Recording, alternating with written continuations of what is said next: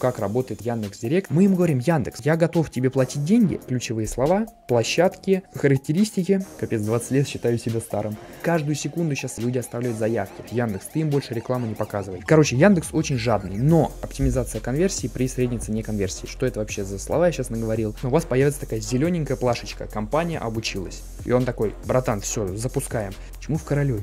Вот у меня стоимость заявочки сейчас 1000 рублей, вот я хочу 900. И зачем мне платить за клики, когда я могу платить за конверсию? Я говорю: Яндекс, давай вот без этой вот фигни, правильно настроили, при правильной вере все будет работать. Сейчас я очень подробно это разжевываю специально вот для всех, чтобы все понимали, как это работает.